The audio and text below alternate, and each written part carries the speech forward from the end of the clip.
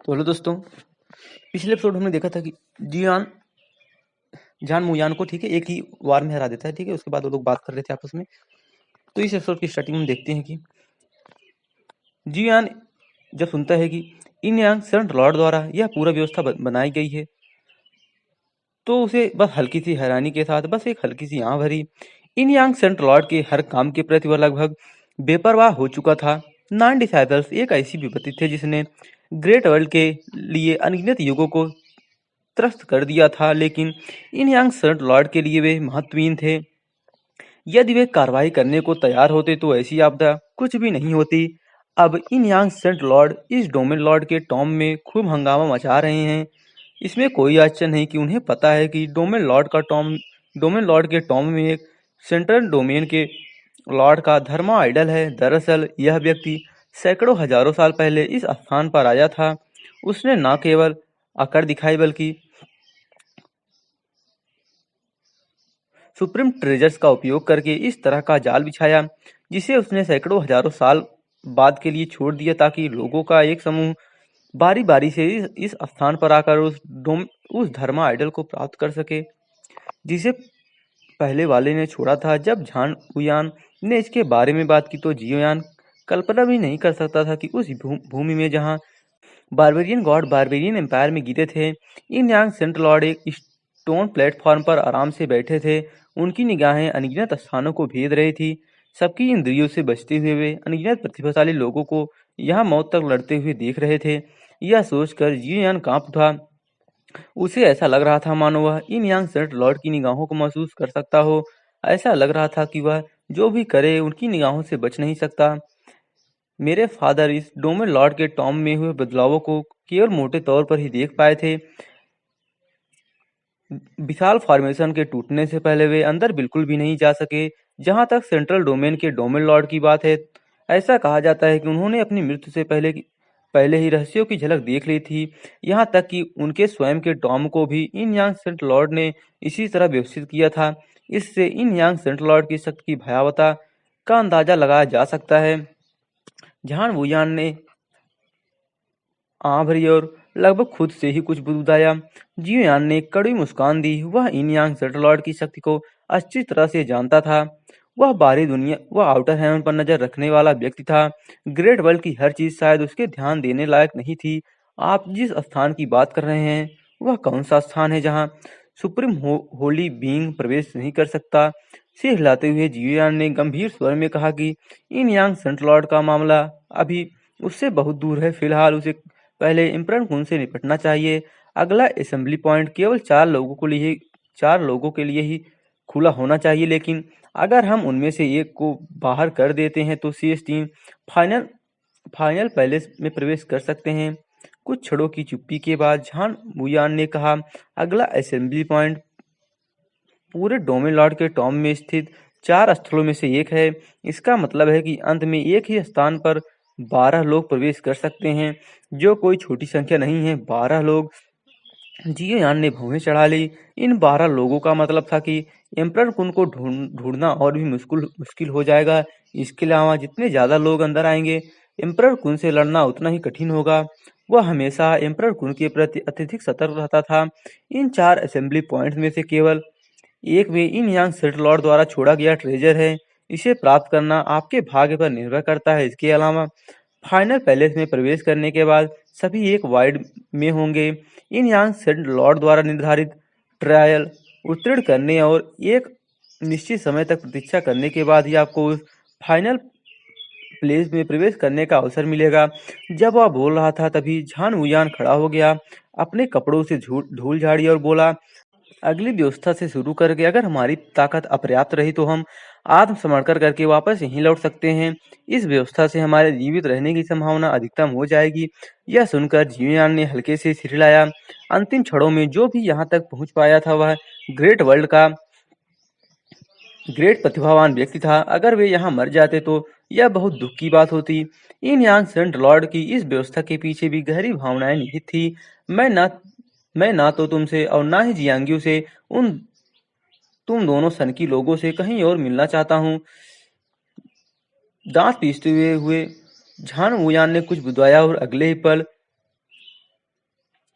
कुछ बुदबुदाया और एक पल के लिए झिझका। फिर यहाँ से प्राप्त सोल पल को जीवयान की ओर फेंकते हुए ठंडे स्वर में बोला, इस बार मैं हार गया, लो इसे ले लो, अब हिसाब बराबर हो गया है। अपनी बात पूरी करने से पहले ही वह एक स्पार्टियल पैसेज में प्रवेश कर गया और गायब हो गया। युवान रोंग उछल पड़ा और उसने सोल पल को पकड़ लिया। वह उत्सुकता से उससे खेलने लगा और मुस्कुराए बिना नहीं रह सका। उसके भीतर की होली औरा ने उसे बेहद सुकून का एहसास कराया। इसे मुझे दे दो, जियुयान ने गुस्से से उसे छीन लिया। युआन रोंग ने उसे घूरकर देखा और गालियों की बौछार करने ही वाला था कि जियुयान ने अपना हाथ उठाया और हवा में बड़ी मात्रा में मेडिसिनल सलाइवा प्रकट हुई। ऊर्जा एनर्जी के प्रभाव से वह संघनित होकर युआन रोंग के पास आकर गिरी। आपका वास्तविक स्वरूप हर्फ किंग है, इसलिए यह मेडिसिनल सलाइवा आपके लिए अधिक उपयोगी है। इसके बारे में सोचना भी मत। युआन रोंग के सामने उसने सोल पल को रख लिया। युआन रोंग उछल पड़ा। उसने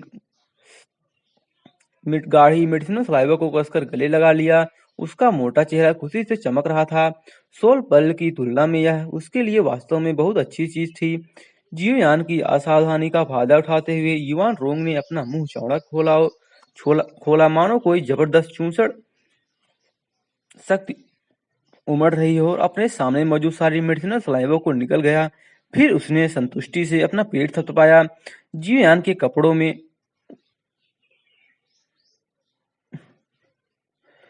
जीवन के कपड़ों में कूद गया और जैसे नशे में हो वैसे ही होठ चाटते हुए सो गया। जीवयान एक पल के लिए स्तब्ध रह गया। मेडिसिनल सलाइवा की एक बूंद से ही एक मेडिसिनल हर्ब पूरी तरह से पोषित हो सकती है। फिर भी युवान रोंग ने एक ही घूंट में इतनी सारी सलाइवा निगल ली। क्या उसे अधिक खाने का डर नहीं था, जैसा कि 9 रेवोल्यूशन फ्यूजन ग्रास से उम्मीद की जाती है, जो लोअर रीलम के डाउडी को सुप्रीम सेंट लेवल में प्रवेश करने में सक्षम बना सकती है। यह वास्तव में अत्यंत प्रभावशाली है और मेडिसिनल सलाइवा को पानी पीने की तरह आसानी से अवशोषित कर लेती है। कुछ इस कुछ समय इस असेंबली पॉइंट पर रुकने के बाद जियोयान वहां और नहीं रुका। उसके घाव पूरी तरह से ठीक हो चुके थे और उसकी स्पिरिचुअल पावर की लगभग 70 से 80% तक रिकवर हो गई थी। अगले असेंबली पॉइंट पर जिन लोगों से उसकी मुलाकात होगी, उनके लिए उसके मन में उदासी और उत्सुकता का मिला-जुला भाव था। बिना किसी अपवाद के यहाँ तक पहुँचने वाले सभी लोग अद्वितीय प्रतिभावान थे, चाहे वह झान वुयान हो या जियांग यू। उन्हें अपने-अपने क्षेत्रों में सबसे उत्कृष्ट माना जा सकता था। थर्ड प्रिंस, जिनके पास एक होली आर्टिफैक्ट था, जुआन कियान की हुई और अन्य लोगों का तो जिक्र ही नहीं। अब जब ये सभी लोग एक साथ एकत्रित हो गए थे तो यह वास्तव में ग्रेट वर्ल्ड में प्रतिभावानों की लड़ाई थी। बिना किसी झिझक के जियोयान ने एक स्पार्टियल पैसेज में प्रवेश किया, गहरी सांस ली और पलक झपकते ही गायब हो गया। यह बैटलफील्ड रूइंस खंडहरों जैसा दिखता है। खून से लथपथ चट्टानें ऊंची उठती हैं और जमीन खून से लाल रंग में रंगी हुई प्रतीत होती है, जिससे एक अत्यंत भयानक खूनी गंध आती है। यह भूमि डेसोलेट है और अनगिनत युगों से गुजरे हुए विभिन्न होली वेपन्स मेटल स्कार्फ के ढेर में तब्दील हो गई है, जिन्हें लापरवाही से जमीन पर फेंक दिया गया है। दूर स्थित चट्टान पर एक विशाल सड़ता हुआ कॉर्प्स लटका हुआ प्रतीत हो रहा था। यह किसी ड्रैगन रेस का था और अनगिनत युगों के बाद यह एक ममिफाइड कॉर्प्स में परिवर्तित हो चुका था, जिसमें लाइफ का कोई अंश नहीं बचा था। ऊपर आकाश में घने बादल नीचे की ओर दबाव डालते प्रतीत हो रहे थे, जिससे पूरी दुनिया में एक अत्यंत घुटन का एहसास हो रहा था। पहले के असेंबली पॉइंट की तुलना में यह स्थान निसंदेह अपने आप में एक अलग ही दुनिया जैसा था। जब जियोयान ने स्पाटियल पैसेज से बाहर कदम रखा तो उसे यही दृश्य दिखाई दिया। ठंडी हवा उसके कानों में गूंज रही थी, जिससे उसे कपकपी महसूस हो रही थी और उसका पूरा शरीर कांप रहा था। खून से सनी इस धरती पर एक खौफनाक औरा छाई हुई थी। झान वुयान के अनुसार यह सब इन यांग संट लॉर्ड द्वारा आयोजित किया गया था। तो इस तरह की दुनिया बनाने के पीछे उनका उद्देश्य क्या था? बाकी तीन लोग कहाँ हैं? जियुयान मन ही मन बुदबुदाया। वह पिछली जगह पर काफी समय से रुका हुआ था। तर्कसंगत रूप से देखा जाए तो उसे चारों में से सबसे आखिर में यहाँ पहुंचना चाहिए था, लेकिन अब चारों ओर देखने पर उसे कोई नहीं मिला। हम केवल यही आशा कर सकते हैं कि हमारा सामना किसी सुप्रीम सेंट से ना हो। वह अपने आप में बुदबुदा रहा था। उसकी स्पिरिचुअल पावर फैल रही थी क्योंकि वह दूसरों को खोजने की कोशिश कर रहा था। अजीबोगरीब। कुछ क्षण बाद जियोयान ने अपनी आंखें खोली। यह वर्ल्ड अनंत तक फैली हुई प्रतीत हो रही थी और उसकी स्पिरिचुअल पावर भी इसकी सीमाओं को महसूस नहीं कर पा रही थी। अन्य लोगों की आकृतियां तो उसे कहीं दिखाई भी नहीं दे रही थी। ऊपर देखने पर घने बादल दिखाई दिए, जिससे स्पेस का रास्ता धुंधला हो गया। जियोयान ने भौहें चढ़ाई, आखिर चल क्या रहा था। झान बुयान ने तो सिर्फ मंजिल तक पहुंचने की शर्तें बताई थी, लेकिन इस असेंबली पॉइंट पर क्या होगा यह नहीं समझाया था। नहीं, यह एक इल्यूजन है। जब उसकी नजर दूर चट्टान से लटके विशालकाय ड्रैगन कॉर्प्स पर पड़ी तो जियोयान के चेहरे के भाव अचानक बदल गए। जैसे ही उसकी नजर हटी, उसे स्पेस में एक हल्की सी कंपन महसूस हुई। जियोयान का चेहरा गंभीर हो गया। कुछ देर सोचने के बाद उसके हाथ में ब्लू रेड कलर की एक फ्लेम उठी। यह इल्यूजनरी इंफ्रारेड सोलर फ्लेम थी, जो जलने पर मतभ्रम पैदा कर सकती थी और इल्यूजन को तोड़ने के लिए भी इस्तेमाल की जा सकती थी। स्विस भयंकर फ्लेम्स के बीच उसके सामने का वाइट थोड़ा कांपने लगा, मानो किसी भी क्षण ढहने वाला हो। जियोयान अत्यंत प्रसन्न हुआ और उसने अपनी ओरिजिन एनर्जी को इल्यूजनरी एम्परर सोल फ्लेम में प्रवाहित किया, जिससे वह उग्र रूप से जल गई और आग के समंदर में तब्दील हो गई। पलक झपकते ही फ्लेम्स दर्जनों मील के दायरे में फैल गई। तभी एक खनकने की आवाज आई। जमीन पर पड़े अनगिनत बेकार वेपन्स आग की लपटों में जलने लगे, जिससे मेटल से मेटल टकराने की भीषण ध्वनि उत्पन्न हुई। अगले ही पल मानो उसमें कॉन्शियसनेस आ गई हो। लाखों बेकार वेपन्स गर्जना करते हुए उठे और जियोयान की विस्मयकारी निगाहों के सामने नीचे गिर पड़े, मानो किसी ने जानबूझकर उन्हें नियंत्रित किया हो। उन्होंने वास्तव में अभूतपूर्व विशाल दबाव उत्पन्न किए, जिससे भयंकर आग सीधे बुझ गई। जियोयान नीचे पड़े अनगिनत वेपन्स को देखकर अचंभित रह गया। उनकी क्षतग्रस्त अवस्था को देखकर अनुमान लगाया जा सकता था कि वे ज्यादा से ज्यादा डिवाइन वेपन्स थे, जबकि अधिकांश वेपन्स साधारण स्पिरिचुअल वेपन्स थे। अब वे इस हालत में थे कि पूरी तरह से टूटे फूटे, जिन्हें कबाड़ कहना भी मुश्किल था। फिर भी उनमें कॉन्शियसनेस थी और वे आग बुझाने के लिए एक साथ इकट्ठा हो सकते थे। क्या ऐसा हो सकता है कि इन मेटल फ्रैगमेंट के बीच किसी प्रकार का इंटेलिजेंट होली वेपन छिपा हो? यह सोचते ही जियान की दिलचस्पी तुरंत जाग उठी। हालांकि यह स्थान एक इल्यूजन था, लेकिन ये वेपन्स असली थे। इस इल्यूजन ने केवल उसकी स्थिति को भ्रमित किया था, बाकी सब कुछ अपरिवर्तित था।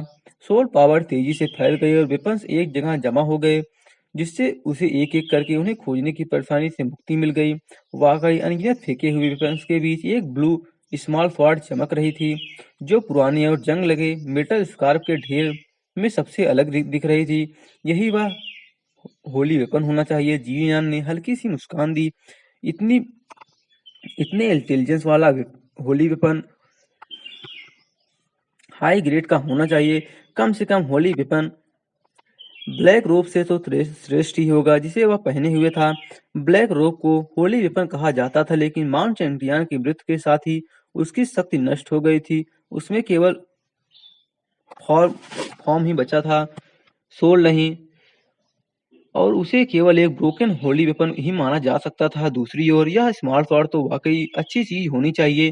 तेजी से हरकत करते हुए जियान ने अपनी मूवमेंट टेक्निक का प्रयोग किया और पलक झपकते ही ब्लू स्मॉल स्वॉर्ड के सामने प्रकट हो गया। उसने मुस्कुराते हुए अपना हाथ बढ़ाया और स्वॉर्ड को अपनी मुट्ठी में लेने वाला था। जियोयान के अचानक प्रकट होने से ब्लू स्मॉल स्वॉर्ड मानो स्तब्ध रह गई। जैसे ही जियोयान ने उसे जैसे ही जियोयान ने अपना हाथ बढ़ाया, ब्लू स्मॉल स्वॉर्ड डरे हुए बच्चे की तरह घबरा कर भाग गई। उसी समय उसके पास खड़े सभी बेकार वेपन्स आगे बढ़े और जियोयान पर टूट पड़े, मानो मिनिस्टर अपने किंग की रक्षा के लिए अपनी जान जोखिम में डाल रहे हों। जब जियोयान ने खाली हाथ बढ़ाया तो वह थोड़ा अचंभित हुआ। फिर वह मुस्कुराया और सोचने लगा, यह तो दिलचस्प है। उसने हाथ हिलाकर अपने ऊपर हमला कर रहे विभिन्न वेपन्स को तितर बितर कर दिया। उसकी आकृति एक फैंटम की तरह उसके पीछे पीछे चल रही थी। ब्लू स्मॉल स्वॉर्ड ने बेतहाशा भागने की कोशिश की, लेकिन वह जियोयान के कदमों से नहीं बच पाई। रास्ते में अनगिनत वेपन्स जियोयान की ओर बढ़े। उसकी प्रगति को रोकने और ब्लू स्वॉर्ड को भागने का समय देने की कोशिश में जियोयान की गति धीमी हो गई और ब्लू स्वॉर्ड के धीमे होने का फायदा उठाते हुए तेजी से आगे बढ़ा और सीधे स्वॉर्ड छीन ली। अपने हाथ में पकड़ी ब्लू स्मॉल स्वॉर्ड को देखकर जियोयान दंग रह गया। यह किसी साधारण फेंके हुए वेपन से कम नहीं था। इस पर भी जंग लगी हुई थी और इसमें जरा भी चमक नहीं थी। एक पल की नजर से ही जियुयान ने उस जगह को देखा जहां से उसने अभी भी ब्लू स्मॉल स्वॉर्ड पकड़ी थी। पहले छोड़ी गई एक लॉन्ग स्वॉर्ड से हल्की रोशनी निकल रही थी जो उसके ध्यान न देने पर फिसलने ही वाली थी। जियुयान ने तुरंत प्रतिक्रिया करते हुए स्वॉर्ड को हिलने से पहले ही पकड़ लिया। स्वॉर्ड थोड़ी हिली और जियुयान को आश्चर्य हुआ कि वह अपने मूल सामान्य रूप में लौट आई। उसी जगह स्वॉर्ड के बगल में रखी एक स्मॉल ड्रैगर से हल्की रोशनी निकलने लगी। जियुयान ने भौहें चढ़ाई। यह कोई होली वेपन नहीं लग रहा था। यह कई वेपन्स के बीच बदल सकता था। आखिर इसमें ऐसी क्या अजीब बात है? जंग से ढकी हुई काली ड्रैगर अब हल्की सी चमक बिखेर रही थी। पहली नजर में यह जीवंत प्रतीत होती थी, मानो इसमें टूटेपन का कोई निशान ना हो। इसमें समाहित या स्पिरिचुअलिटी किसी होली वेपन के समान है। जैसे ही उसने देखा कि जीवयान अब उसका पीछा नहीं कर रहा है, ब्लैक ड्रैगन दूर आकाश में रुक गई। उसकी स्पिरिचुअल लाइट अनगिनत वेपन्स के बीच एक एम्परर की तरह फैल रही थी। एक जोरदार गर्जना के साथ सभी वेपन्स एक बार फिर आकाश में उठ खड़े हुए और जीवयान की ओर तेजी से बढ़े। उनके द्वारा फैलाई गई भयानक किलिंग ऑरा इतनी तीव्र थी कि जीवयान के रोंगटे खड़े हो गए। जीवयान तेजी से पीछे हटा। उसकी आंखों में एक चमक कौंधी और उसकी हथेली से थ्री एम्परर फ्लेम्स निकली और हाथ के एक इशारे से ही वे उग्र फायर सी में बदल गए। फ्लेम तेजी से आगे बढ़ते हुए वेपन्स की ओर बढ़ी और उनमें से अधिकांश को अपनी चपेट में ले लिया। जैसे जैसे फ्लेम्स बढ़ती गईं, पहले से ही क्षतिग्रस्त वेपन्स मिल्टन आयरन में बदल गए और वेपोराइज हो गए। केवल कुछ ही हेवनली सोल्जर्स इस हमले को झेल पाए। उनकी भयंकर किलिंग इंटेंट पल भर में गायब हो गई। अचानक उसके सामने का वाइड कांप उठा और एक ब्लैक ड्रैगर उस स्पेस को चीरते हुए सीधे जियुयान के गले की ओर बढ़ा। उस ड्रैगर से एक अजीब सी लाइट निकली जिसने वास्तव में पहली बार हमला करने की पहल की। यह देखकर जियुयान हल्के से मुस्कुराया। उसका हाथ तेजी से आगे बढ़ा और इससे पहले कि ब्लैक ड्रैगर बच पाता, उसने उसे मजबूती से अपने हाथ में पकड़ लिया। जियुयान पर जानलेवा हमला नाकाम रहा और इसके बदले जियुयान ने ब्लैक ड्रैगर छीन ली। ड्रैगर लगातार छटपटा रहा था और जियुयान उससे निकलने वाले क्रोध को महसूस कर सकता था। क्या यह किसी होली वेपन का स्पिरिट हो सकता है? यह विचार जियुयान के मन में कौंध गया और उसकी आंखें हल्की सी चमक उठी। उसने सुना था कि कुछ हाई ग्रेड के होली वेपन्स से जन्मी स्पिरिट्स लगभग मनुष्यों जितनी ही बुद्धिमान होती हैं। ऐसी स्पिरिट्स होली आर्टिफैक्ट के टूट जाने पर भी जीवित रह सकती हैं। हालांकि इसकी संभावना बहुत कम थी, लेकिन उसके सामने मौजूद ड्रैगन ने उसे इस बात पर यकीन दिला दिया था। जैसे ही उसने अपनी स्पिरिचुअल पावर को अपने हाथ में पकड़ा, ब्लैक ड्रैगन में प्रवाहित करने अपने हाथ में पकड़े ब्लैक ड्रैगन में प्रवाहित करने का प्रयास किया, उसके मन में एक अत्यंत विशाल धुंधला सा ग्रे स्पेस प्रकट हुआ। इस स्पेस में मुट्ठी के आकार का एक बच्चा बेचैनी से इधर उधर घूम रहा था। जब उसने अपनी स्पिरिचुअल पावर से निर्मित जियोयान के फिजिकल बॉडी को वहां प्रकट होते देखा तो वह क्रोध से दहाड़ उठा और जियोयान पर आक्रमण करने ही वाला था। क्या तुम होली वेपन के स्पिरिट हो? अपनी पांचों उंगलियां फैलाकर जियोयान ने आसानी से उस छोटे से जीव को पकड़ लिया। वह हंसा और बोला, नवजात शिशु की तरह। लाइट बिखेरता हुआ बच्चा जियोयान की गोद में था और गुस्से से रो रहा था। जब जियोयान ने उससे कोई सवाल पूछा तो बच्चा घुरघुराया और बिना कुछ कहे अपना सिर दूसरी तरफ घुमा लिया। यह देखकर जियोयान ने एक पल के लिए सोचा, फिर अपनी मुस्कान को अपरिवर्तित रखते हुए पूछा, क्या इन यांगसन लॉर्ड ने आपको यहाँ रखा है? जियोयान द्वारा नाम पुकारे जाने पर बच्चे के चेहरे के भाव थोड़े बदल गए, लेकिन उसने फिर भी ठंडी सी आवाज निकाली और जियोयान को नजरअंदाज कर दिया। यह कुछ खास दिलचस्प नहीं है। अगर तुम कुछ नहीं कहोगे तो मैं बाहर पड़ा सारा स्कार मेटल जला दूंगा। अगर तुम यहाँ और देर तक रुके तो मैं चला जाऊंगा। इतना कहकर जियोयान ने अपनी पकड़ ढीली कर दी और जाने के लिए कदम बढ़ाया। एक पल इंतजार करें। बच्चे ने गुस्से से जियोयान को घूरा। अपनी अत्यधिक अनिच्छा के बावजूद वह बोलने से खुद को रोक नहीं पाया। मुझे लगा था कि तुम बोल नहीं सकते। क्या तुम होली वेपन के स्पिरिट हो? हल्की सी मुस्कान के बाद जियोयान ने अपने सामने मुट्ठी के आकार के बच्चे को देखा। हालांकि बच्चे का चेहरा शिशु जैसा था, लेकिन इन यांग संट लॉर्ड द्वारा उसे यहाँ रखे जाने का कारण उसकी आयु सैकड़ों हजारों वर्ष रही होगी। मुझे भी ऐसा ही लगता है, बच्चे ने चिड़चिड़ाते हुए जवाब दिया। फिर जियान की ओर देखकर कुछ विनम्र स्वर में कहा, अगर आप जाना चाहते हैं तो मैं आपको इस इल्यूजन से बाहर निकलने में मदद कर सकता हूँ, लेकिन आपको बाहर उन वेपन्स को नहीं जलाना चाहिए। क्यों? जीवयान ने अपनी भौहें उठाई और उसकी निगाहें बच्चे पर घूम गई। उसे उस लड़के के बारे में एक जानी पहचानी सी अनुभूति हुई, क्योंकि अगर तुम उन सबको जला दोगे तो मेरे पास जाने के लिए कोई जगह नहीं बचेगी। बच्चा अचानक अपना सिर नीचे कर लिया और धनी स्वर में कुछ बुदबुदाने लगा। क्या आप केवल उन्हीं वेपन्स के बीच जीवित रह सकते हैं? इस बात को याद करते हुए कि यह व्यक्ति पहले विभिन्न वेपन्स का इस्तेमाल कर कैसे करता था, जियान ने थोड़ा आश्चर्यचकित होकर सिर हिलाया। बच्चे ने धीरे से सिर हिलाया, थोड़ी सी बेबसी के साथ आंख भरी और धीमी आवाज में कहा, होली वेपन्स के टूटने पर उनकी स्पिरिट्स आमतौर पर विलीन हो जाती है, लेकिन मैं अपवाद हूँ। इन यांग सर्च लॉर्ड ने मुझे बचाया और यहाँ रखा। अगर बाहर वे वेपन्स ना होते तो मेरा अस्तित्व ही ना होता। जब वह बोल रहा था तो बच्चे ने जियान की ओर देखा और हिचकिचाते हुए कहा, मैं आपको इस जगह से बाहर ले जाऊंगा ताकि आपको इस इल्यूजन को तोड़ने की जरूरत ना पड़े। कैसा रहेगा ये सौदा? मेरा एक आखिरी सवाल है, आप बाहर मौजूद सभी वेपन्स को कैसे नियंत्रित करते हैं? बच्चे की ओर देखते हुए जियान ने धीरे से कुछ ऐसा कहा जिसने उसे भी हैरान कर दिया। क्या किसी होली वेपन के स्पिरिट में पहले से ही इतनी शक्ति मौजूद थी?